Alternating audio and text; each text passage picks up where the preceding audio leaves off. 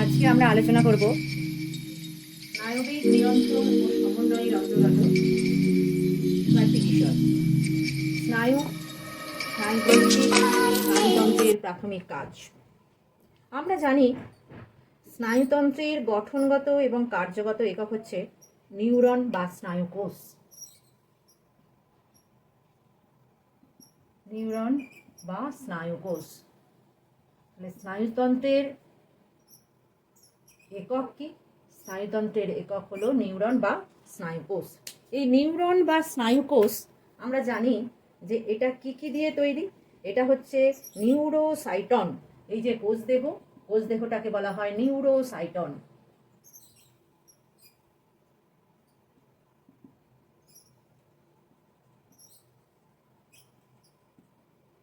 নিউরোসাইটন এবং প্রবর্ধক দিয়ে তৈরি। এরকম ছোট ছোট প্রবর্ধক আছে যেটাকে বলা হয় ডেনড্রন, এবং এই যে প্রবর্ধকটা এটাকে বলা হয় অ্যাক্সন। এগুলো কোষ দেহ থেকে উৎপন্ন হয়েছে। অ্যাক্সন কোষ দেহের যে অংশটা থেকে উৎপন্ন হয়েছে সেটাকে বলা হয় অ্যাক্সন হিল। বোঝা গেল? এই যে কোষ, স্নায়ুকোষ বা নিউরন, যা স্নায়ুতন্ত্রের একক, এই আবরণী সহ এই স্নায়ু অ্যাকশনকে বলা হয় স্নায়ুতন্তু। তাহলে এই যে অ্যাকশন, এটা কি? এটা হচ্ছে অ্যাকশন। এই পুরোটাই হচ্ছে অ্যাকশন। অ্যাকশনের ওপরে যখন একটা আবরণ থাকবে, অ্যাকশনের যে এমনি জেনারেল আবরণগুলো আমরা দেখেছি, অ্যাকশনের আবরণগুলো কি কি? অ্যাকশনের আবরণগুলো প্রথমেই হচ্ছে অ্যাক্সোলেমা। এইটা হচ্ছে অ্যাক্সোলেমা।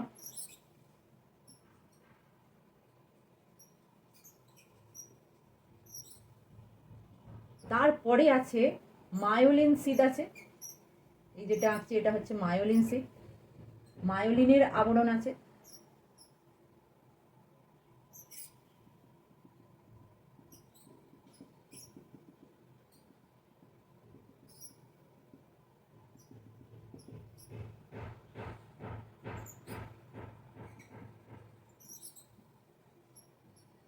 মায়োলিন সিদ, এবং এর পরে আছে নিউরন লেমা।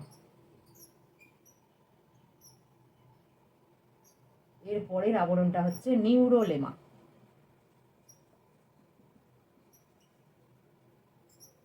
ঠিক আছে, এই আবরণগুলো আমরা জানি।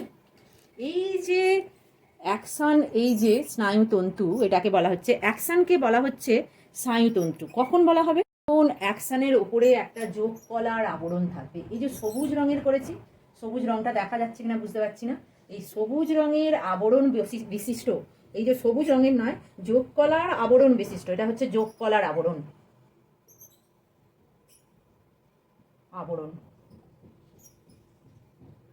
তখন এটাকে বলা হবে, এই অ্যাকশনটাকে তখন বলা হবে, এই যে অ্যাকশন, এটাকে তখন বলা হবে স্নায়ুতন্তু। তখন এটাকে বলা হবে স্নায়ুতন্তু।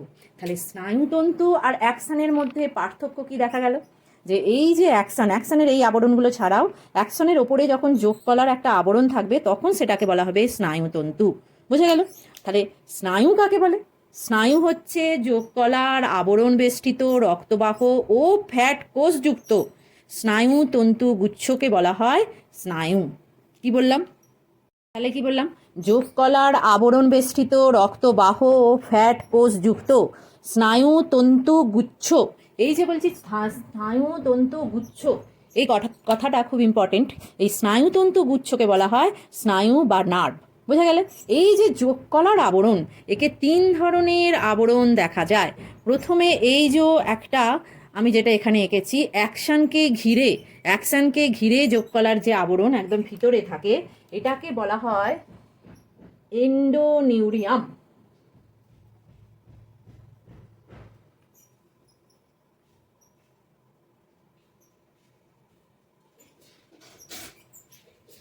এটাকে কি বলা হয়? এন্ডোনিউরিয়াম। বোঝা গেল?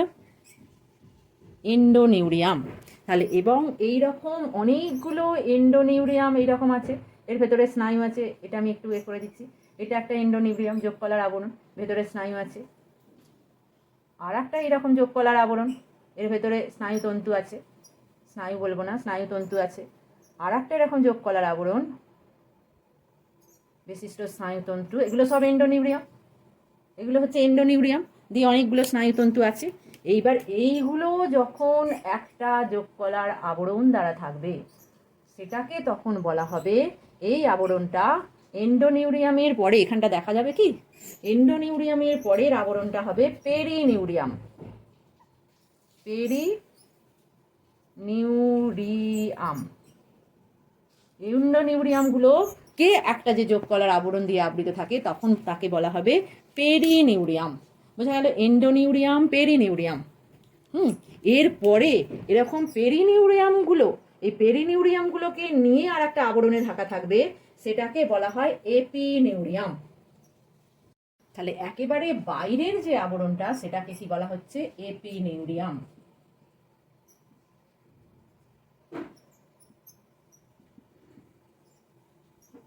এপিনিউরিয়াম।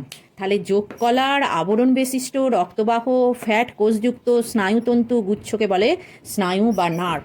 তার ভিতরে যে আবরণটা থাকে, এই যে সবুজ দিয়ে যেগুলো করেছি, সেটাকে বলা হয় এন্ডোনিউরিয়াম।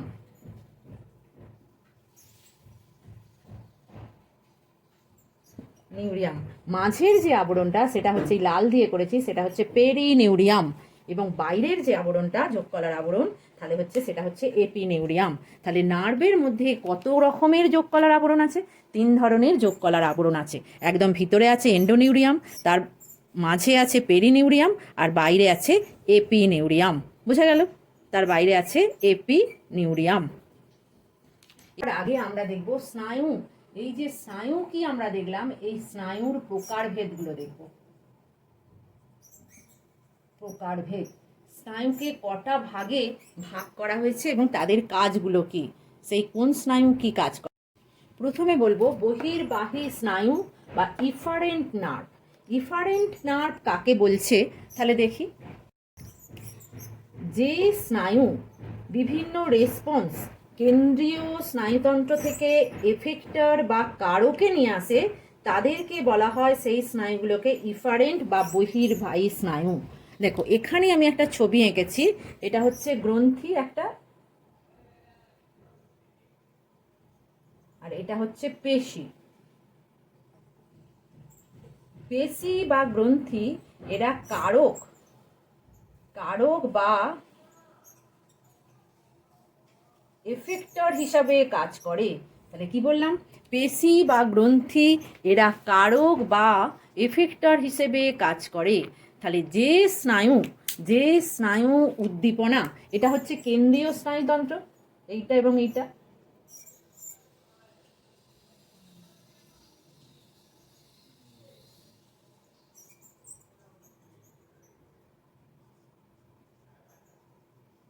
তাহলে যে স্নায়ু উদ্দীপনা কেন্দ্রীয় স্নায়ুতন্ত্র থেকে কোথায় নিয়ে আসবে? ইফেক্টরে নিয়ে আসবে। সেই স্নায়ুগুলোকে বলা হবে, সেই স্নায়ুগুলোকে কি বলা হবে? বহির্বাহী স্নায়ু বা ইফারেন্ট স্নায়ু। আমাদের যে করোটি স্নায়ু আছে, তার মধ্যে তৃতীয় করোটি স্নায়ু হচ্ছে অকিউলোমোটর স্নায়ু, এবং 11তম স্নায়ু হচ্ছে স্পাইনাল অ্যাক্সেসরি স্নায়ু। এরা হচ্ছে বহির্বাহী স্নায়ু হিসেবে কাজ করে। তাহলে বহির্বাহী স্নায়ু কাকে বলা হচ্ছে না? কেন্দ্রীয় স্নায়ুতন্ত্র থেকে যখন স্পন্দনকে কোনো গ্রন্থি বা পেশি অর্থাৎ কারক বা এফেক্টরে বাইরে নিয়ে যাবে, ভিতর থেকে যখন বাইরে নিয়ে যাবে, তখন বলা হচ্ছে বহির্বাহী স্নায়ু বা ইফারেন্ট নার্ভ। দেখো আমি এখানে লিখেছি যে করোটি স্নায়ু, এখানে আমরা জানি 12 জোড়া করোটি স্নায়ু আছে। তাহলে এই যে 12 জোড়া করোটি স্নায়ুর মধ্যে কোন কোন স্নায়ু বহির্বাহী স্নায়ু হিসেবে কাজ করে? একটা হচ্ছে 3 নম্বর অকিউলোমোটর স্নায়ু, 4 নম্বর হচ্ছে ট্রক্লিয়ার স্নায়ু, এ হচ্ছে বহির্বাহী স্নায়ু হিসেবে কাজ করে। তারপরে হচ্ছে 6 নম্বরটার নাম কি? অ্যাবডুসেন্স। 6 নম্বর স্নায়ুর নাম হচ্ছে অ্যাবডুসেন্স, এও হচ্ছে বহির্বাহী স্নায়ু হিসেবে কাজ করে। তাছাড়া আছে 11 নম্বর বা 12 নম্বর, দুটোই এরা বহির্বাহী স্নায়ু হিসেবে কাজ করে। 11 নম্বর স্নায়ুর নাম কি? স্পাইনাল অ্যাক্সেসরি 11 নম্বর স্নায়ু। 12 নম্বর হচ্ছে হাইপোগ্লসাল, হাইপোগ্লসাল। তাহলে কতগুলো আমাদের যে করোটি স্নায়ু আছে, এগুলো কোন স্নায়ু? এগুলো হচ্ছে করোটি স্নায়ু।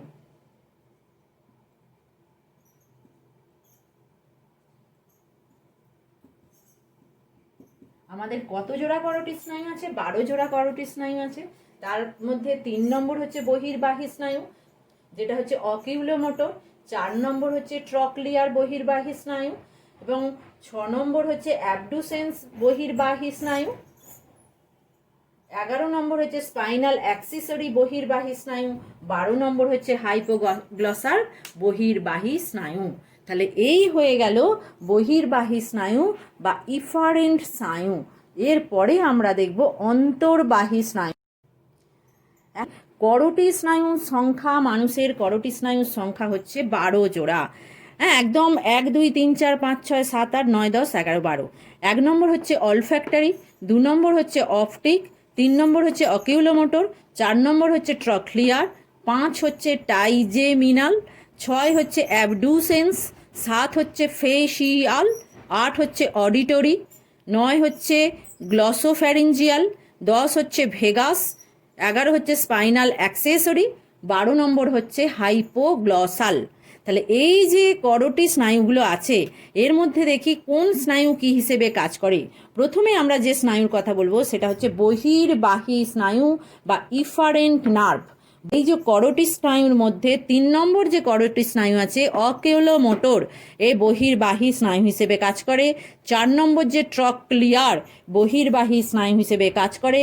6 নম্বর অ্যাবডুসেন্স বহির্বাহী স্নায়ু হিসেবে কাজ করে।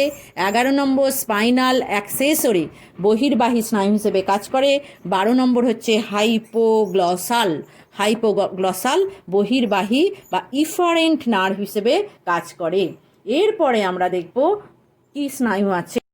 এরপরে দেখব অন্তর্বাহী স্নায়ু বা অ্যাফারেন্ট নার্ভ। অ্যাফারেন্ট নার্ভ বা অন্তর্বাহী স্নায়ু কাকে বলছে? যে স্নায়ু রিসেপ্টর থেকে কেন্দ্রীয় স্নায়ুতন্ত্রে উদ্দীপনা নিয়ে যাবে তাকে বলা হচ্ছে অ্যাফারেন্ট নার্ভ বা অন্তর্বাহী স্নায়ু। এই প্রকার স্নায়ু সেন্সারি নিউরন দিয়ে গঠিত। বহির্বাহী স্নায়ু যেমন মোটর নিউরন দিয়ে গঠিত ছিল, আর অ্যাফারেন্ট নার্ভ বা অন্তর্বাহী স্নায়ু সেন্সারি বা সংজ্ঞাবহ নিউরন দিয়ে গঠিত। তাহলে রিসেপ্টর কারা? রিসেপ্টর হচ্ছে যারা পরিবেশ থেকে উদ্দীপনা গ্রহণ করে। পরিবেশ থেকে উদ্দীপনা গ্রহণ করে যারা, তারা হচ্ছে রিসেপ্টর। যারা রিসিভ করে হচ্ছে গ্রাহক। গ্রাহক থেকে যখন উদ্দীপনাটা যখন কেন্দ্রীয় স্নায়ুতন্ত্রে নিয়ে যাচ্ছে, তখন সেই স্নায়ুটাকে বলা হচ্ছে অন্তর্বাহী স্নায়ু। গ্রাহক থেকে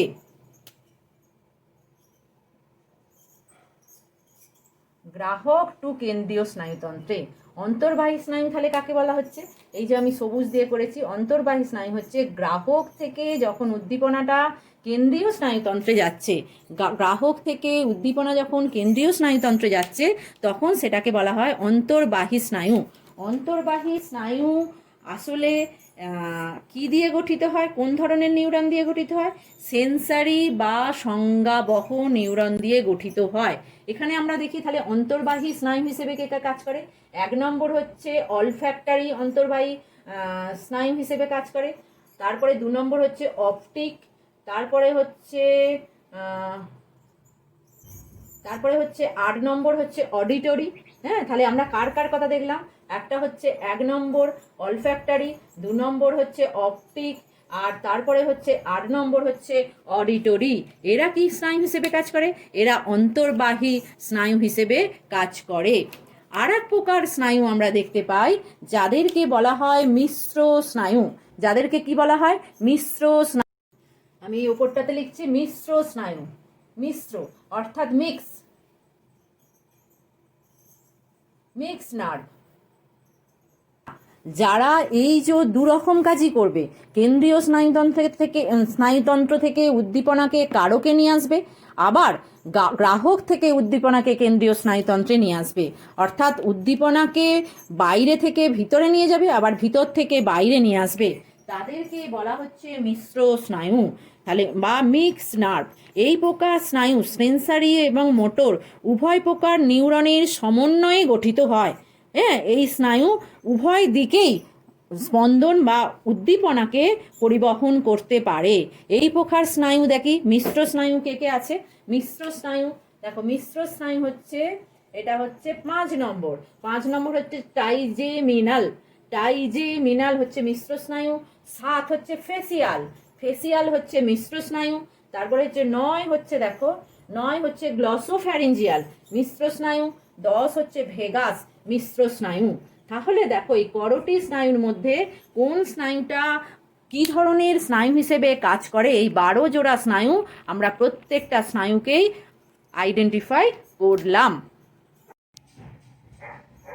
অলফ্যাক্টরি সংজ্ঞাবহ, অপটিক, অকুলোমোটর 3 নম্বর, 4 নম্বর ট্রক্লিয়ার, 5 টাইজেমিনাল, 6 হচ্ছে অ্যাবডিউসেন্স, 7 ফেসিয়াল, 8 অডিটরি, 9 গ্লসোফ্যারিঞ্জিয়াল, 10 ভেগাস, 11 হচ্ছে স্পাইনাল অ্যাক্সেসরি, 12 হচ্ছে হাইপোগ্লসাল। বোঝা গেল? আমরা অন্য একটা ভিডিওয়ে এই করোটি স্নায়ুগুলো কোথা থেকে উৎপত্তি হয়েছে এবং এদের কার্যকারিতাগুলো অতি সংক্ষেপে ছকের সাহায্যে দেখব।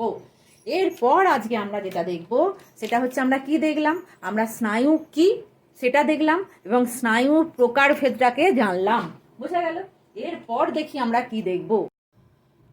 এবার আমরা দেখব স্নায়ু গ্রন্থি বা নার্ভ গ্যাংলিয়ন কাকে বলছে। বলছে কেন্দ্রীয় স্নায়ুতন্ত্রের বাইরে এই যে স্নায়ু কোষগুলো আছে, এই স্নায়ু কোষগুলো যোগকলার আবরণ পরিবেষ্টিত হয়ে যে স্ফীত যে অঙ্গ তৈরি করে তাকে বলা হয় স্নায়ু গ্রন্থি। তাহলে এখানে দেখা যাচ্ছে এই যে স্নায়ু কোষগুলো আছে যোগকলার আবরণ পরিবেষ্টিত হয়ে, এটা হচ্ছে যোগকলার আবরণ।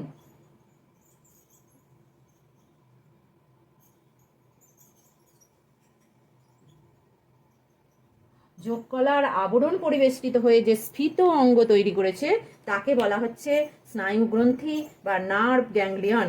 এই নার্ভ গ্যাংলিয়নের প্রধান দুটো কাজ আছে, একটা হচ্ছে স্নায়ু সৃষ্টি করা আর একটা হচ্ছে নিউরো সিক্রেশন ঘটানো। স্নায়ু গ্রন্থির কাজ কি? একটা হচ্ছে স্নায়ু সৃষ্টি করা, 2 নম্বর হচ্ছে নিউরো সিক্রেশন। এরপরে আমরা দেখব স্নায়ুতন্ত্রের প্রাথমিক কার্যাবলী। আমরা জানি স্নায়ুতন্ত্রের ক্রিয়া খুব দ্রুত, ক্ষণস্থায়ী এবং তাৎক্ষণিক।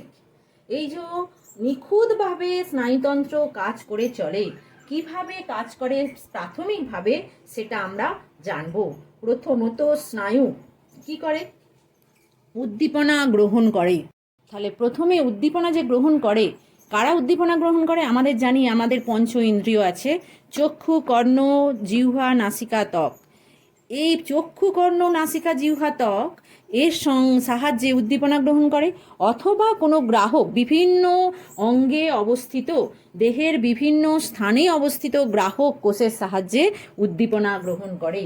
এবং এই যে উদ্দীপনা গ্রহণ হলো গৃহীত উদ্দীপনা, এবং গৃহীত উদ্দীপনা এবং স্নায়ুকেন্দ্রে প্রেরণ করা, এটাও স্নায়ুতন্ত্রের একটা কাজ। তাহলে এই যে উদ্দীপনাটা গ্রহণ করলো, গৃহীত উদ্দীপনা স্নায়ুর সাহায্যে, সংবেদ স্নায়ুর সাহায্যে, হ্যাঁ, এটা কি করে? কেন্দ্রীয় স্নায়ুতন্ত্রে এই উদ্দীপনাগুলো প্রেরণ করা। এই গৃহীত উদ্দীপনা স্নায়ুকেন্দ্রে প্রেরণে যে স্নায়ুগুলো বা নিউরনগুলো সাহায্য করে সেটা হচ্ছে সংজ্ঞাবহ বা সেন্সারি নিউরন। এই সংজ্ঞাবহ বা সেন্সারি নিউরনের সাহায্যে এই গৃহীত উদ্দীপনা গ্রাহক থেকে স্নায়ুকেন্দ্রে প্রেরিত হয়। এই যে উদ্দীপনা কেন্দ্রীয় স্নায়ুতন্ত্রে গেল, সেখানে কেন্দ্রীয় স্নায়ুতন্ত্রে উদ্দীপনার বিশ্লেষণ সংঘটিত হয়। উদ্দীপনার বিশ্লেষণের পর কেন্দ্রীয় স্নায়ুতন্ত্র হতে প্রেরক স্থানে, অর্থাৎ কারকে, যেখানে ক্রিয়া হবে ক্রিয়াস্থানে বা কারকে উদ্দীপনা কি হবে? আদেশ প্রেরিত হবে। এই আদেশ প্রেরিত হবে কারকে, সেটা কে করে? সেটা হচ্ছে মোটর নিউরন বা আজ্ঞাবহ নিউরন এই কাজটা করে। এই কাজটা কে করবে? মোটর নিউরন বা আজ্ঞাবহ নিউরন এই কাজটা করে। এটাকে বলা হয় চেস্টীয় স্নায়ু বা চেস্টীয় নার্ভ। হ্যাঁ, এই কাজটা করে। এরপরে কি হবে? এরপরে হবে কার্য সম্পাদন।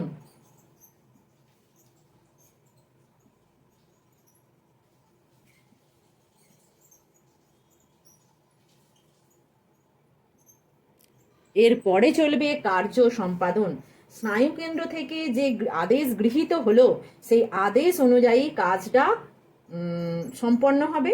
এটা হচ্ছে এই যে স্নায়ুতন্ত্রের প্রাথমিক কাজের অংশ। এরপর স্নায়ু যে কাজটা করে, যে পড়ব, বিভিন্ন গ্রন্থির ক্ষরণ নিয়ন্ত্রণ করে।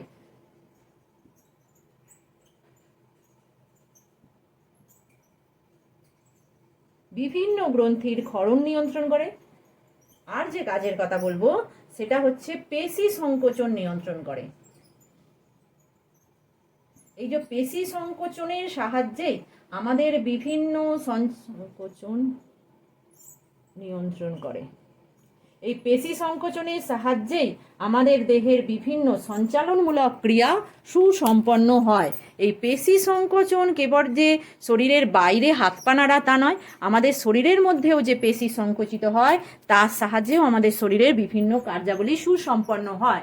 যেমন হৃৎপেশির সংকোচন প্রসারণের ফলে হৃৎপিণ্ডের সংকোচন প্রসারণ ঘটে, তার ফলে সংবহন, সারা শরীরে রক্তের সংবহন সুসম্পন্ন হয়। ফুসফুসের যে পেশির সংকোচন প্রসারণের ফলে আমাদের শ্বাসকার্য হয়। আমাদের বিভিন্ন পরিস্টলটিক মুভমেন্ট, সেটাও একটা পেশি সংকোচন, সেখানেও নার্ভ সাহায্য করে। ওই জন্য দেখা যায় শরীরের ভিতর এবং বাইরের বিভিন্ন পেশি সংকোচন করে। এই কাজেরগুলোর সাহায্যে আমাদের স্নায়ুতন্ত্র আমাদের শরীরের বিভিন্ন স্নায়বিক নিয়ন্ত্রণ সুসম্পন্ন করে এবং শরীরের বিভিন্ন অঙ্গ প্রত্যঙ্গের মধ্যে সমন্বয় সাধন করে। বোঝা গেল? এটাই ছিল আমাদের আজকের আলোচ্য বিষয়।